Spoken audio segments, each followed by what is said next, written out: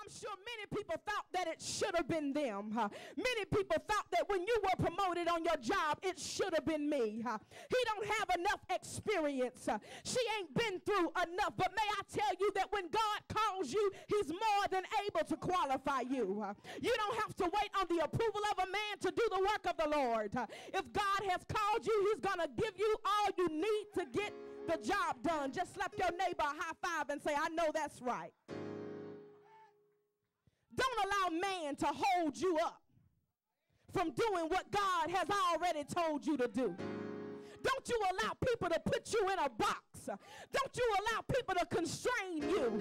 Don't you allow people to hold you back when God is pushing you forward. Just look at your neighbor and say, I got work to do, baby, and I ain't going to let nobody stop me. You don't need a man's approval. You've got God's approval, and that's all you need.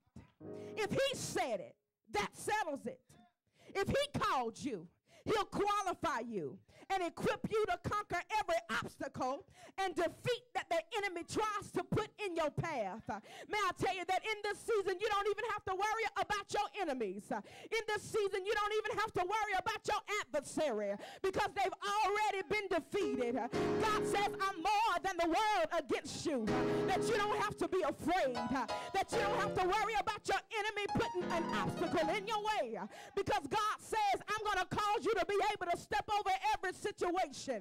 He says, I'm going to cause you to be able to step over every stumbling block. Is there anybody in this house tonight that can celebrate the Lord tonight? Because you know God has already called you a victor. Because you know God has already called your enemy defeated.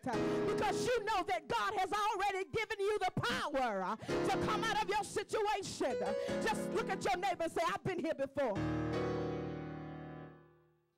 David had been through some things.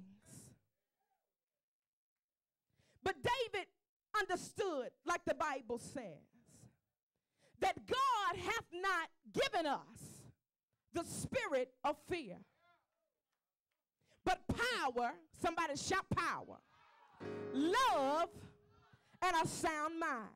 May I tell you tonight that power, love, and a sound mind eliminates fear in your life. May I tell you that you don't have to fear the lions and the bears of your life.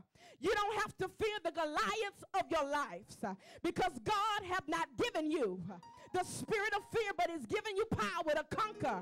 He's given you power to control. He's given you power to pursue. He's given you love to be compassionate. May I tell you that whatever you're going through right now, God promised that he'll keep your mind in perfect peace. Keep you in perfect peace because your mind is stayed on him. Just look at somebody and say, I've been here before. I've experienced some things that tried to get me off track. I've been to some places that people did not accept me and tried to make me turn my back on God. But is there anybody tonight that says, I'll trust in the Lord until I die? Because I realize that he has all power. And the power that he has, he's given it unto me. For these signs shall follow them that believe.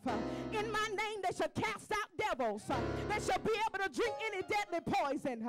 They shall take up serpents and it shall not be able to harm them. Look at your neighbor and say, I ain't worried about my enemy in this season because God's got all power. And since he lives in me, that makes me a powerful somebody. That makes me a powerful individual. I'm not going to worry about my enemy in this season because I know I've got the victory. Come on and put your hands together if you know you got victory tonight. Just look at somebody and say, I've been here before. The Bible says that after David was anointed king, that he did something which I thought was so profound. David didn't go around boasting about who he was. David didn't have to go to his brothers and say, look what I got. Look what the Lord has done for me. But the Bible says that David simply returned to his sheep. David simply returned to doing what God had called him to do. May I tell you, while you're waiting on your season to change, just do what you've been doing. because it's been working. While you're waiting on your transition to come, to let somebody know that I've been here before, you just keep working, baby, and doing what God has called you to do.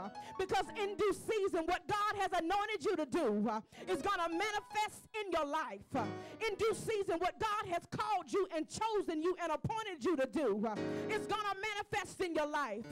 May I tell you that when me and my husband first got engaged, I was almost 15 years old. And people would look at me and they would say, now you know you're too young to be walking around saying that you're engaged to this man who called himself a preacher. He was only 15 at the time. But I would look at them and say, listen, I know what I have been anointed to do.